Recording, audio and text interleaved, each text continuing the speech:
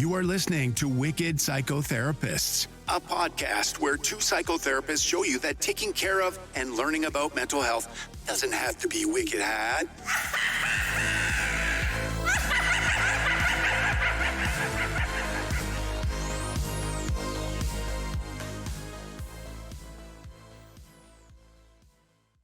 Hi all, this is Tanya. And this is Erin. And this is the Wicked Psychotherapists. Welcome. Today we're going to be tackling the subject of ADHD, how it shows up in boys and how it shows up in girls and how it can show up in both boys and girls and what to kind of look for and how there may be some differences, but also, what you can do, what is, if it's problematic or not, and just taking a look at everything around that. So we wanted to discuss this because it certainly, I think by now we're well aware that, ADHD is a diagnosis, right? And that some people have that.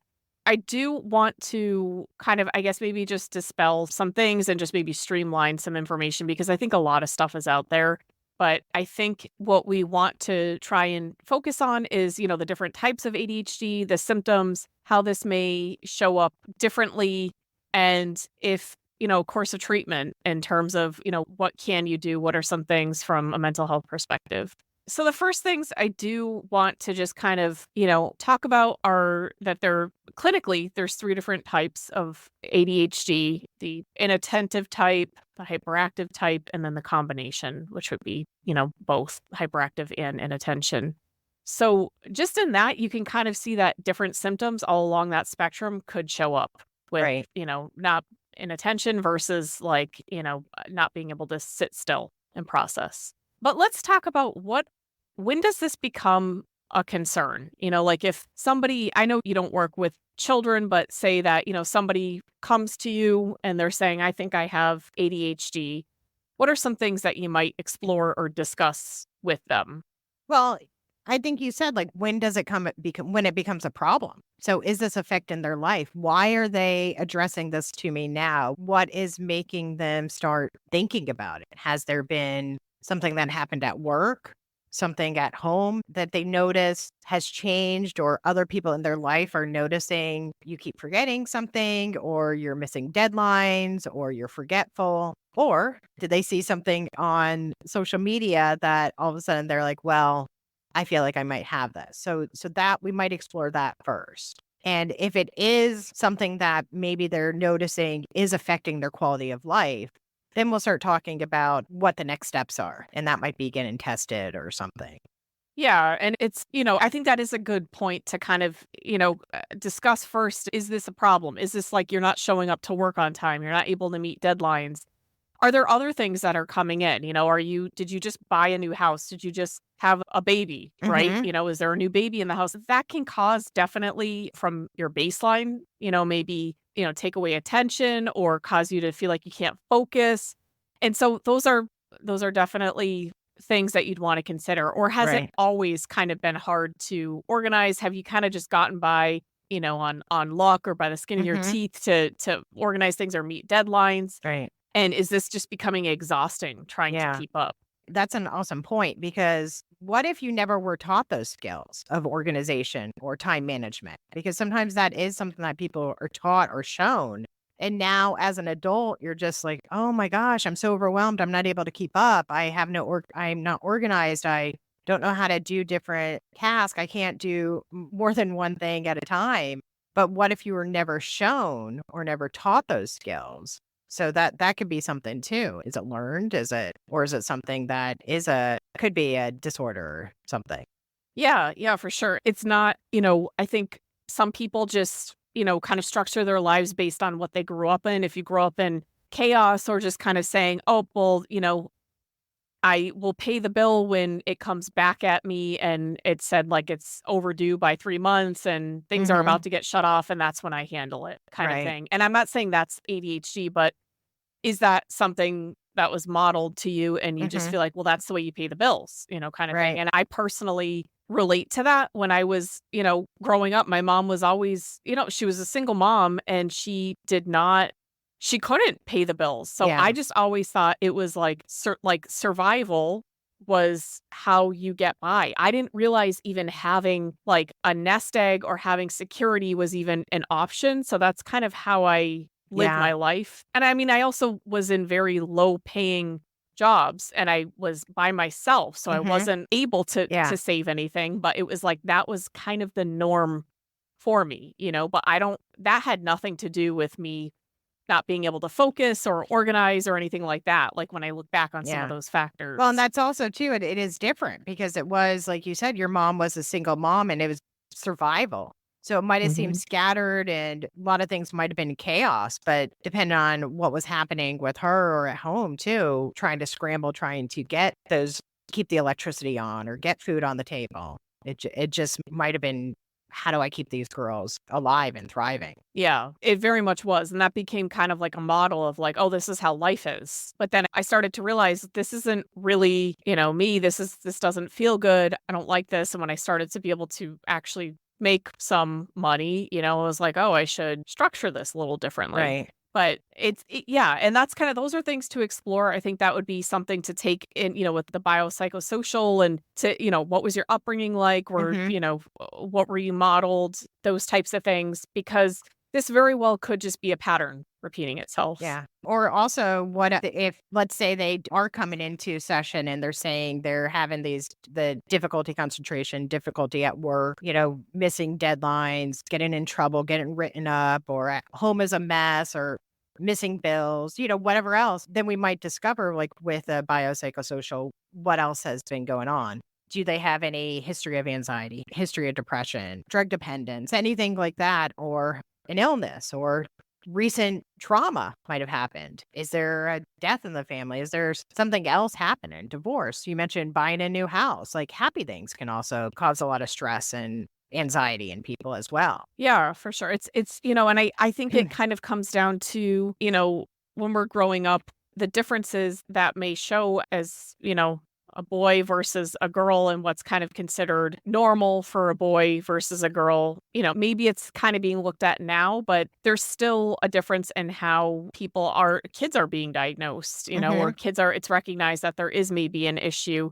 And, in saying that, with females, a lot of times ADHD can show up. This is not limited, but it can show up with low self-esteem, anxiety, academic underachievement, inattentiveness, needing extra help with homework, problems with executive functioning, trouble listening. These things can definitely show up. It can also show up in the way that, the other side with boys and the chattiness, the talking excessively, interrupting others, impulsivity, overactive or aggressive behavior. But I think this is the study that we're looking at. The article is from Very Well Health. It talks about just kind of like things that go under the radar, and, symptoms which, people may take low self-esteem, anxiety, academic underachievement as like maybe a depression or maybe something's going on with a girl at home, as opposed to it may be an attentional deficit, and so I think just being able to look at that, but not saying it's exclusive to that is really important, because there certainly are,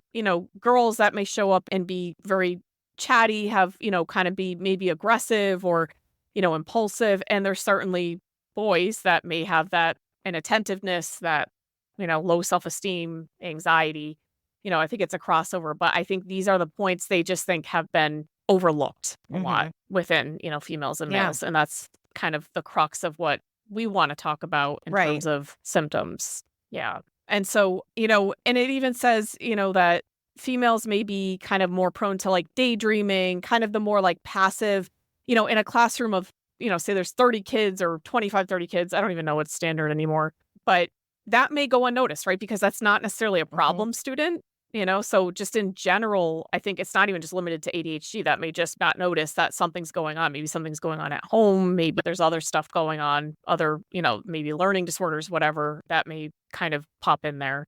And again, with males, if they're kind of, sometimes if they're being overly aggressive or there could be something going on at home too that may not point to ADHD. These are just things, that I think they were just specifically pointing out to just say, hey, this may be missed, but there could also be some sort of problem. So if you work with kids as a mental health professional or, as a teacher, recognizing this and saying, hey, we don't really know where this is coming from, but this is worth exploring, I Mhm. think is the Yeah. biggest thing. And also, it's nice too.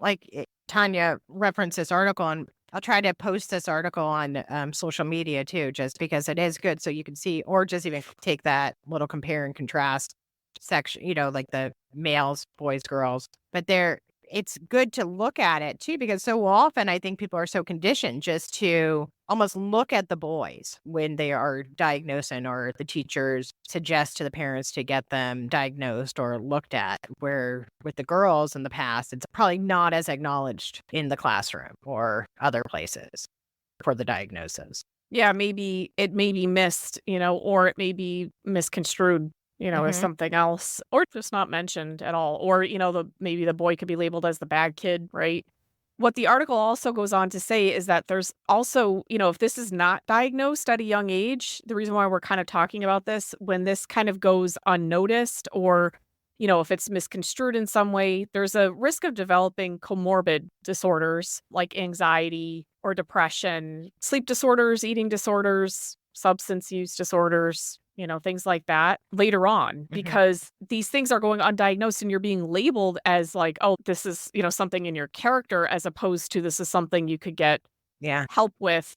And then it develops into another disorder because of that. And the way you Yeah. start to perceive yourself and the way others will then start to see you. Yeah. Yeah. You're going through your whole school life as the kid who won't stop talking, or the trouble kid, or the dumb kid, instead of let's try to figure out what's going on and help this person. Yeah, and I mean, there's limitations here, right? Because it's, one teacher in like a, say like a, aide, a teacher's aide or a paraprofessional, whatever they're termed around you. That's maybe you can't necessarily give individualized care, right? Mhm. But maybe saying if you are noticing it, as a teacher, and hopefully maybe parents or caregivers are also noticing it, to be able to get a referral to a child therapist, or to be able to see if there is a diagnosis, and to be able to see, okay, are there other things we can, maybe try to work on? Mhm. And I'm curious, once it gets to that point, once it is recognized, because that's the first thing, is like the recognition that there is something going on. And this is just, with kids,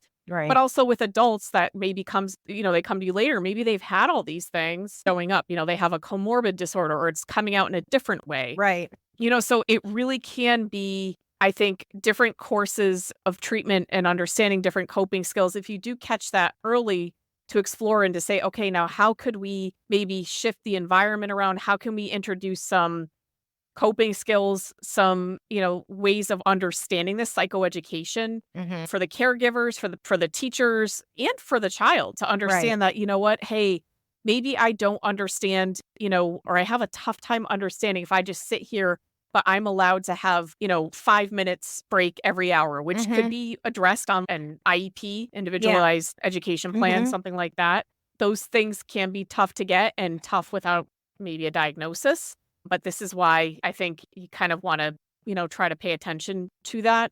I think more schools are Mhm. becoming aware that there are kind of different needs for learning. And I don't think it's as strict as, I don't know if this was just me, but growing up, it was like everybody in the classroom had to behave a certain way. And if not, you were bad or you were misbehaving. Yeah. Like it was very black and white, Yeah. But I think there's a little more room now, a little more understanding for that, whether you have a plan or not, to kind of say, oh, that kid just might need to get the wiggles out kind of Yeah. thing, and it's more accepted a lot better and closer to kids Mhm. of, the nature of children, that children are not just robotic. And I kind of wonder how we all did that. People that, went to that type of schooling growing up, I kind of wonder, it was really tough to Yeah. stay in that kind of box. Yeah. That, of sit and be quiet and listen, Yeah, I remember I was always the kid who was getting in trouble. I was always like, I told Tanya earlier when we were looking at this list, I was like, holy crap, I like check every single one of these boxes for both the male and the female, because I was like chatty Cathy. I would not shut up in class, like from probably first grade on forever.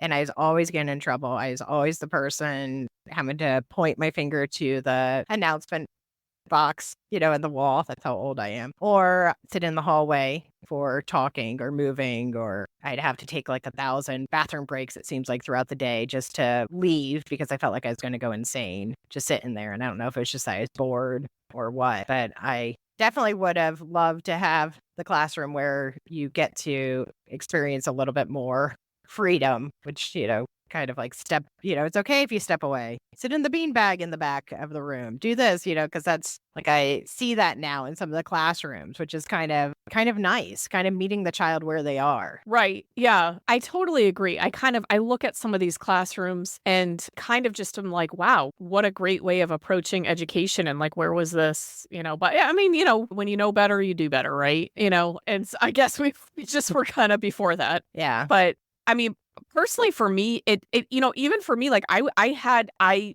made sure to pay attention, but it was all anxiety driven. You know what I mean? To do that. So it was like a lot of expenditure, but it probably would have been better. It would have been better for any kid for that. Right. Yeah. But especially if, you were being labeled as like, you're just a chatterbox or you're a bad kid or you don't listen. Right. Yeah. When it was really just you being a kid. Well, yeah. Well, elementary school, I was in Catholic school, so that was even more noticeable that I wouldn't be quiet. The nuns didn't appreciate it, but yeah, it was just that was very noticeable too. It was just like, but it wasn't like told like, she's hyperactive. It was just, which maybe I wasn't, but I know I just like to talk.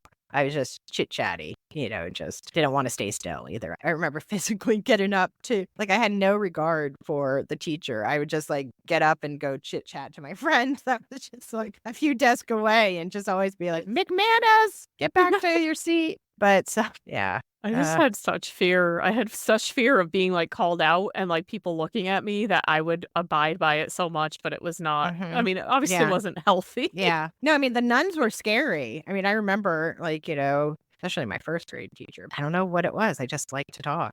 Maybe that's why I'm in the field I am in, I guess, like. Yeah, that's, I mean, it fits, so it's, there's nothing wrong with wanting to talk at all. It's, I think it's, again, that was just that time. Yeah. But I mean, being social is very healthy, so it's not anything, at all wrong. I'm kind of curious. I would, for people listening to this, what your experience was, of generational, maybe not even diagnosis, just how was not listening to rules? Were they, very streamlined? Was it very black and white? Was it expected that you just behave this way or else you're a bad kid?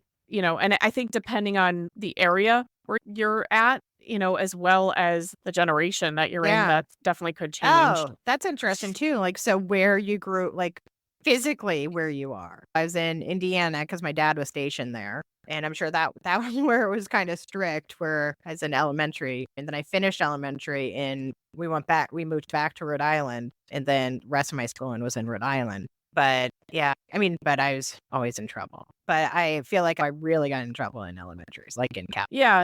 And I mean, that kind of, that thing gives you a label or a feeling of like, oh, I'm bad. Or maybe you associate talking too much with like, oh, that makes me a bad kid.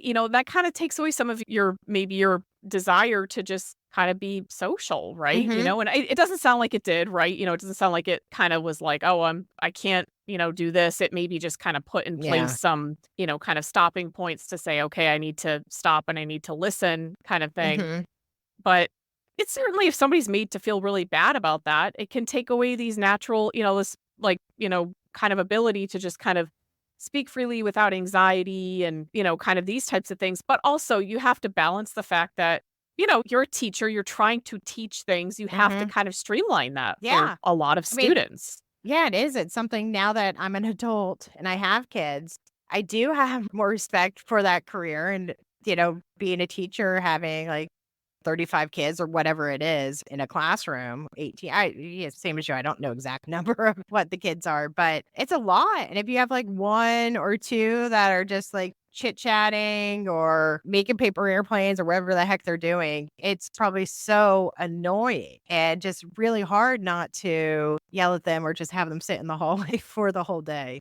It's just probably really difficult. Well, it's interrupting, and it's also they're going to fall behind. And so you kind of, it's like you have to keep this group kind of on the same pace, and so that's it's understandable that these things are, or they were the way that they were. It is a lot harder to try and cater to individual needs. And it's not because teachers don't care. It's not because they're not working hard. It's because, that's the reality of it, Right.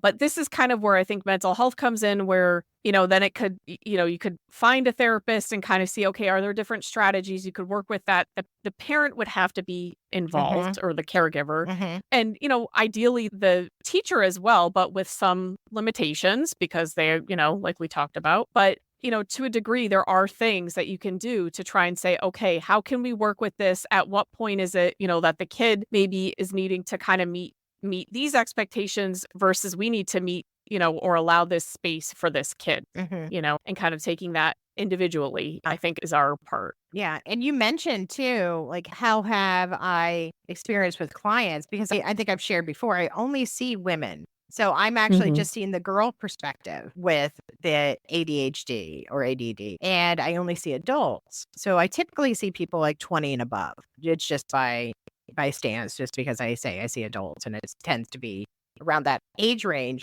I have had quite a few clients who have come to me either recently diagnosed with ADD or ADHD, or really concerned and seeking a diagnosis. So it's been interesting when, in fact, they do all the testing and they find out they do have it or they don't have it, and what the responses are and how the change, because we'll work together to try to, figure out different coping skills and strategies, and to work to try to help them to be more organized and have more time management, and just to figure out if it is anxiety, how to cope with that as well.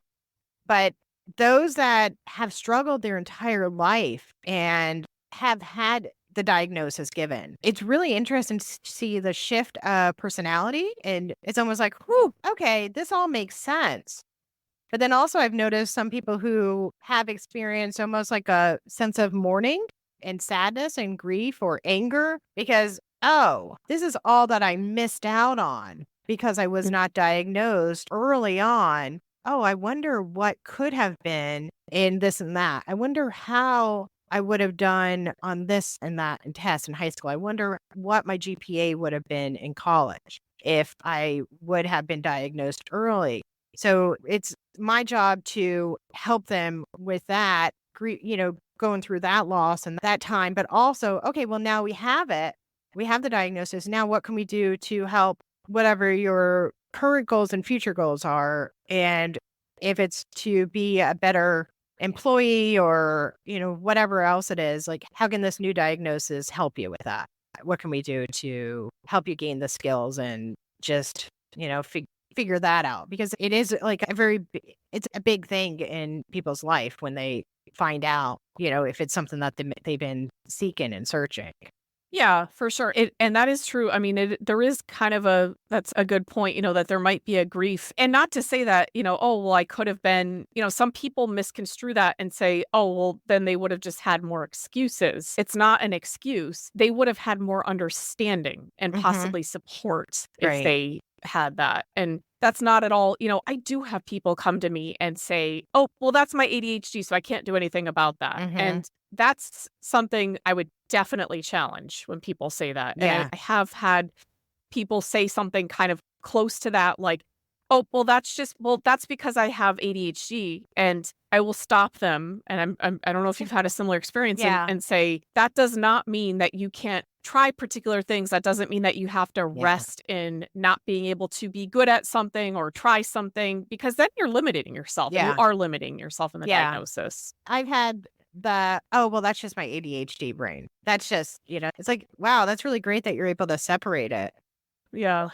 I'm not a fan of that. I'm not a fan of that. Like, I don't understand. And while they're saying, I'm just thinking, like, you can't do that. Like, you can't just say, like, okay, well, that's part of my ADHD brain, or that's my anxiety part of my brain, or that's this. It's like, that's not how it works. Yeah, it's and this is just a pet peeve. I do not like how people say, oh, I'm so ADHD, I just do this. And it's something where it's like, you didn't say you have ADHD. You actually just told me you just are disorganized this morning. That is not ADHD. Yeah. Do not say that, and I know I've said this in other episodes, but it really is just the numbing of language and of, diagnoses, and it becoming kind of just like everybody has it is not okay because there are people that genuinely, they suffer from these things and Right. they have been labeled as, or they think they're stupid, or they think they're bad, or they think they're just not a good person, or they think Right. there's something wrong with them, and they can't quite put a finger on it.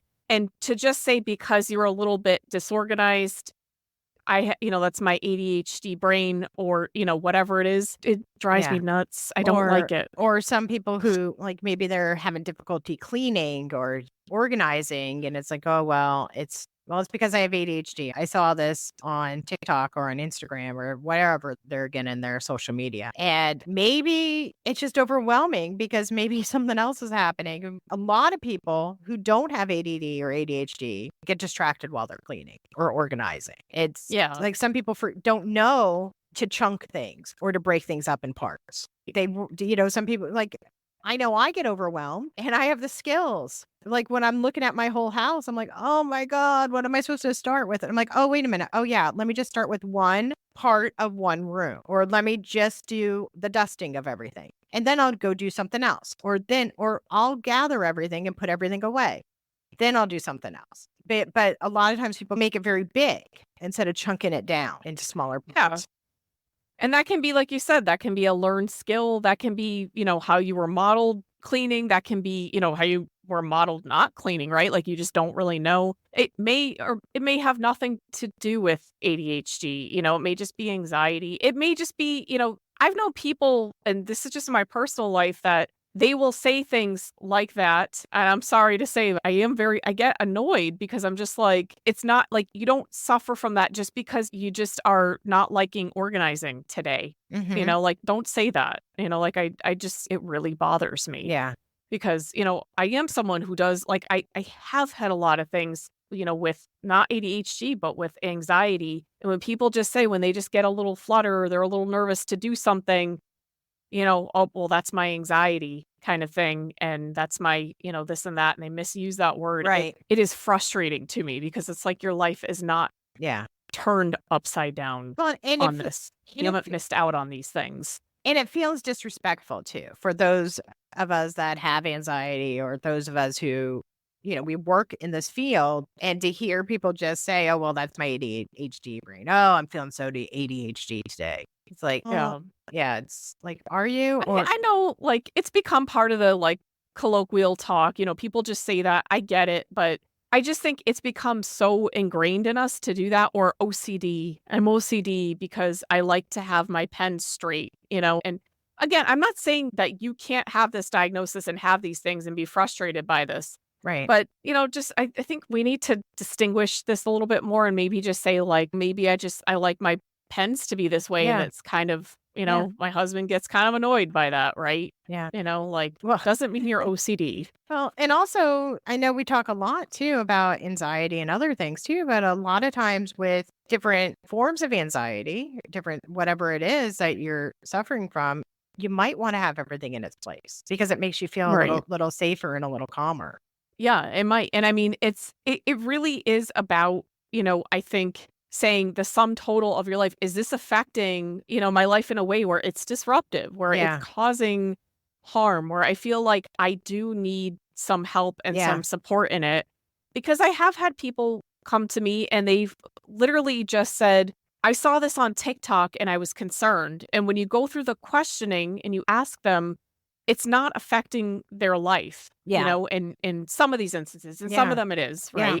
But, TikTok can be a good tool to notify you of this and to say, okay, is this something? But just because you have, something that matches something, it does not mean it's necessary. Like, it's not a problem unless it's a problem, it's just not. It's like, going to the doctor because, you have a cut and that you can take care of it. It's fine. It's not infective, but you go there and you're like, oh, but I had a cut kind of thing. It's fine. Like you can take care of it. And I'm not discouraging people from coming to therapy. I'm just saying, really think about the purpose of therapy, of going to places. It's to be able to get support or help because there's something that's, in need, something that needs support, or something that's, it's not because something matches up and it meets a criteria and you can go and do this. Right. And I'm only saying that because I have had that experience. I don't know if you've had that. Yeah, no, I have. And that's with back in the day, like what it used to be, just like, don't read WebMD. Now it's like, we have to be like, don't read WebMD and don't get all your diagnoses from complete strangers on the internet, because it may resonate and it might be right, but it also might be other things. And Tanya mentioned that if it's affecting your quality of life or other things. So is it affecting your schooling? Is it affecting your home life? Is it affecting your job, your relationships? If you've checked no for all of them, then, like that, then it might be something else, or maybe it's not really a problem. Yeah, it's, I think it's the TikTok phenomenon. It really is. It's kind of if you have this, if you have that, if you read a horoscope, you can probably read through all 12 signs and say, ooh, that actually does kind of sound like me. There's some generalities in there that, sure, I'm an Aquarius, but I can sound like a Pisces. Yeah. Sometimes, right? Like it's not, and you have to remember there are some people that are just, reading up and then just passing this information along, and they don't necessarily have the filter of understanding how it's applied. Right. Or the education behind the practice of it, which is really important. So, and some people are literally just going off of other TikToks and then making their own TikTok. Yes. Oh my gosh. Yes. Like, it is funny because if you watch enough of these things, you start seeing like, oh, wait a minute. Didn't I see this already? They're using the exact same words and everything, but it's just a different person. And then you're like, they don't have any qualifications and they don't have any qualifications. And it's so watered down, or, it's like, so you don't even know where it originated from, or if there was any truth to anything that's being said, or Right. Some stuff I watch, I'm like, oh gosh, this person is so smart and knows what they're doing, and they're, an actual psychologist or psychiatrist or doctor. And so I will, definitely, listen to what they're saying for the most part. But, most of the things, it's just for entertainment purposes. Yeah, but there's been this phenomenon of like, oh, if I hear it there, that's somebody who knows what they're doing, and I have gotten that quite a bit, that people will say, well, I know that this is that and that. And I'm like, where did you get that from? Because it's not necessarily, it's actually, a lot of stuff is not even true, it's like not even, right. It's not even like, oh, it's a generality. It's not even true, some of it, it's like the game of operator. You keep passing the information along in this medium, it's just going to get watered down or misconstrued or mixed up. And that's what happens. Yeah, it's very much, I think that things, information, as you pass it down to each person, one person forgets a little detail, that detail. We all have our own biases, our own connections, our own things that we're thinking we're going to add those in. That's why you have to vet out these sources. You have to know these things. But I keep, I work with adults, and, some of them are young adults, and this is I don't feel like it's their primary source of information, but it is a source of information they trust. And I will go over, I know we've gone over this. I know we're not talking about TikTok in this episode, but it's just a thing to really know where this information is coming from. But you have to think too, like back in our day, like we would get a lot of our stuff from television or magazines like Cosmopolitan or something. And so you're just trusting like, okay, well, this person that wrote this, we're not able to really seek the sources, or it was on the Jerry Springer show, or Oprah says it, and so it must be true, but not really able to do other research on it. Well, I mean, nowadays it's the opposite. It's that there's too much out there. You don't know where to distinguish what's real or not, but it's definitely worth it. I mean, and I guess that's why you'd be coming to us, and that's not a bad thing. It's not a bad thing, but just to know, going in there, it's, we're probably going to redirect you in that. And say, that's more than likely not true. And also, if you go somewhere and they're like, oh yeah, that's right, that's what you have, without really questioning or else encouraging any other testing or questions or anything like that, you might want to go to someone else to get a second opinion. Yeah, because what would you typically do if somebody came and they were like, I really just want to know if I have a diagnosis? What would you do? Oh, me? I would say, well, this is something that I usually refer out for testing. I would tell them I can help them find a psychologist or a psychiatrist that will test them for it. And I let them know that it's a long test. some places I know around here, they might have them come back a couple times to do the test, or some have them sit down for the whole 4 hours or something. And I let them know that I don't conduct the test. I'm not trained in it and I'm not able to do it. And Right. and then I will tell them that after they get the diagnosis, I will happily sit with them and we could talk about it. And, after, and help them process their diagnosis, whatever it is. Yeah, like a neuropsychologist, referral. And that in and of itself can be kind of a pain to get, but it is something that, we can't, if you're really wanting an official diagnosis, that is the appropriate route. And then, if it's something you're just saying, hey, I just have these things and I just kind of want to work with it, these symptoms, maybe you don't really need an official diagnosis. You're just kind of saying, hey, these are issues in my life. Like I just need, I've had people just come and say, I'm going to school. I need some better routines, right? Or, I'm working at this job and it requires a higher level of organization. I need some, tips to work with. Just this. even the tips of not staying up till 1 a.m. if they have a job. And how do you do that?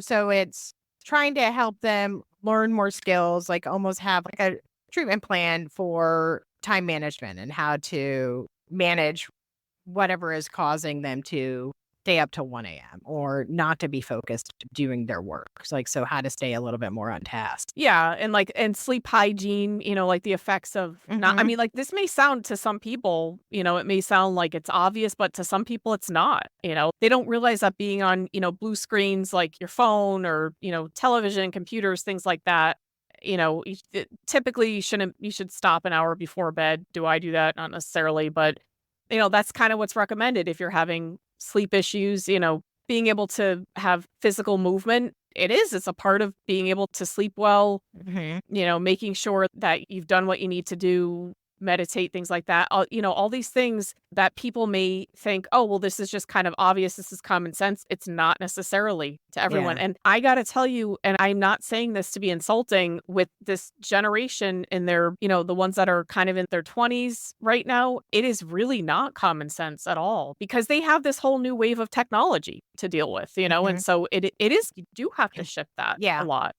Yeah. And it's figuring out how to self-soothe too. So instead of saying like, well, I'm going to just sit with my phone until I fall asleep, or I'm going to do something, and I'm guilty of it too. I don't keep my phone in my room at all. I'm very conscious of keeping my phone plugged in the kitchen, but I'll watch TV. I'll fall asleep. I'll find myself drooling on my pillow with TV still on. I'm like, oh my gosh, let me turn this off. But a lot of times I do try to be like, okay, well, I'm going to go to bed at let's just say like 10 or something. Then I'll try to read a couple chapters of a book. Just because I know, even though I'm like falling asleep while I'm reading sometimes, I know it's good to switch your brain just because I know it helps you sleep deeper. And I know that's really important as part of your sleep hygiene. Yeah, you've got it. And I mean, this really depends on, everybody's different. Some people may work, night shift or second shift, whatever it is, but those are things that you can talk about, to kind of say, okay, this may help you. But that's part of the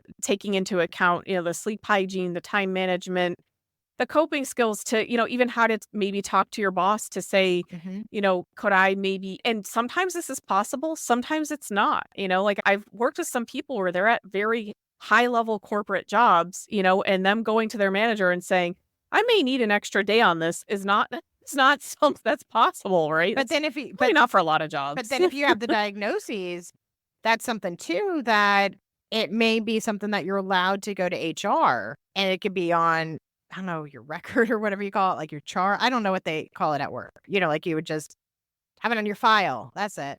So that you have this diagnosis. Like, of course, it's not going to be like company-wide known, but maybe your manager would know. Maybe, so then you have that ability to have the extra time. Possibly. I think for some jobs, it may just be the awareness of, okay, I have to let this person know, maybe ahead of time so that they can have that extra time kind of thing. But, things that they can work with. And, when it comes down to it, I do have to say, I think it's been kind of difficult because even if you have the diagnosis, some companies are just like, you have to perform no matter what. Yeah, you have to find ways to do this. Yep. You're hired for this position. Try to figure it out, like almost like you're an adult figure it out. Like, so, and that's it where sometimes people excel working from, in the office, because then they have that freedom to almost be like, I'm going to go to the bathroom and then maybe take a longer way to walk. So that might help change their brain a little bit, like the way they're thinking, and then they might be able to be more focused when they get back at their desk. So I'm finding a lot of people working from home who might be struggling with this having more difficulty because they almost don't factor actual breaks or ways to stretch or ways to almost change the way they're thinking or, during the working hours. So they're just getting frustrated or getting stuck on one or two tasks because they're not giving themselves an actual physical break. Yeah, they may think, well, I have so much to do and I always fall behind, but it may be because they're not breaking it up. They're not allowing for a refresher in that and setting yourself up to be structured in that. And, just to go back, to that point where if it is on your file, I think some places may work with you, but I think there are some places that they may say, okay, you can work with they may send you to go work with a therapist, right? And say, well, you got to find some strategies, right? Right. So it depends. And that is where we would come in to try and say, okay, well, what does work better for you? You can't necessarily have that time, or you can't have this because of that. So a diagnosis of it is not necessarily something saying, you can have extra time and extra this. And I think some people will come in thinking that's what's going to happen, but it's really about, no, we're trying to actually find ways that you can work with to say, okay, how does this work for you to be able to get this done? Because your brain may work differently, your attention may be different. How do we get the results though? Because that's what you have to do, and that's just some companies. That's just the way it is. Yeah. And you mentioned movement too. And so that might even be, even if you worked with this person too, of how much movement are you getting throughout the day?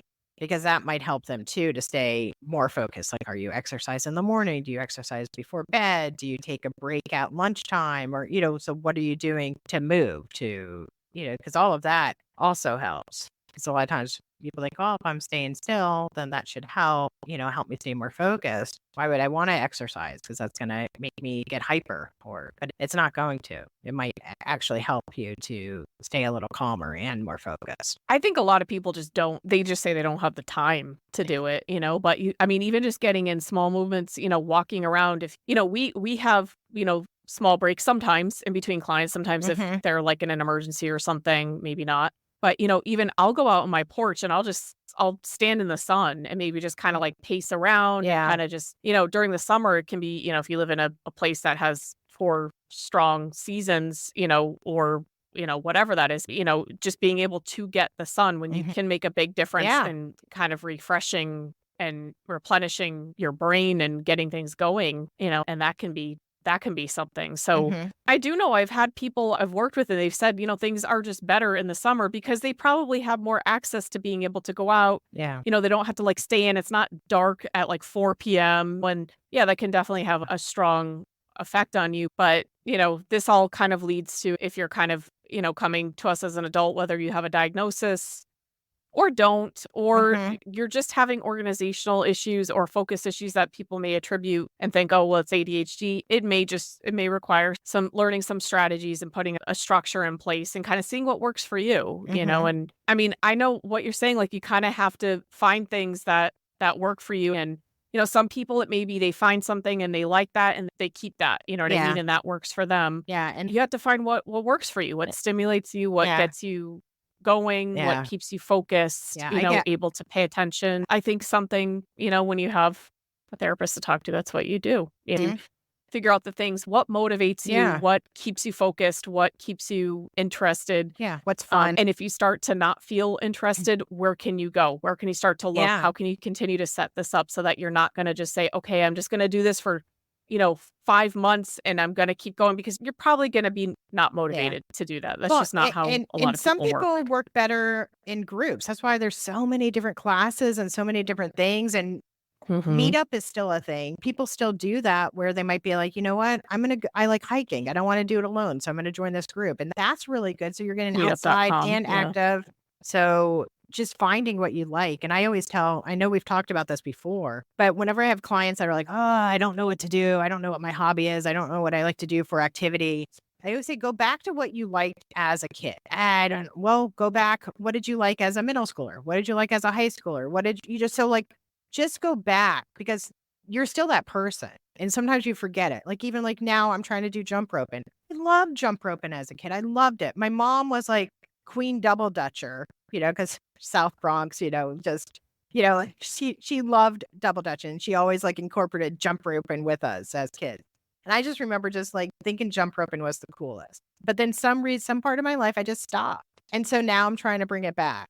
I mean, I'm not trying to bring it back for everybody. I'm just trying to bring it back for me and my family. But it's just fun. And it's neat too, because then I'm thinking about my mom when I'm doing it too. And it's kind of, some good memories. And it's like, but it's fun. So I always just tell people, like, just try to think of what you might have liked. So maybe you used to like basketball. Maybe you like hopscotch. Draw a hopscotch thing on your driveway. Just do that at your break at work. Wouldn't that be funny? I think a lot of people maybe are, they say they didn't really have anything they were interested in. Maybe they talked to friends. Maybe they did that, but even then that's like, okay, well, maybe you need more socializing, like maybe that's kind of the thing that's missing, so there's always little cues there. Yeah, there definitely is, Yeah. And even if you like talking to friends, are they still around? Maybe you do a video game with them for a little bit and then you reward or you do some sort of movement while you're doing the video game. So you're not just sitting playing it. You're still having that interaction with them. Yeah, like figuring out what motivates you, what's going to help you along. These are all things, that we would explore. And, for some people, they may say, I don't need that. Okay, great. Then you don't need it. That's great. You know what I mean? But there's some people that they do need it. They have a tough time with that. Maybe they're, in phases and transitions, things got lost and they never really got back to them. They don't know how to get back to them. Yeah. So that's where we would come in. Yeah. Sometimes we lose part of ourselves and because life gets so busy and hectic. Yeah. And, it's hard to stay focused sometimes. Yeah. So, I mean, I know this kind of went off into like psychoeducation or kind of just being able to, coping skills and things like that. But, in general, we just basically want to say, these are things that we would be looking at, for as kids and as adults for possible diagnoses or just needing specific treatment plans. But we hope you learned something from this episode and, understanding the importance of diagnoses and just a little more about therapy, which is what we're here to do. So don't forget to follow us on Instagram at Wicked Psychotherapists. On Facebook, we are The Wicked Psychotherapists. Subscribe and follow wherever you currently listen to podcasts. If you write us a review, that helps us out a lot. And don't forget, stay wicked. And keep your mind well. All right. Have a great day and great week. Bye, guys. Bye-bye.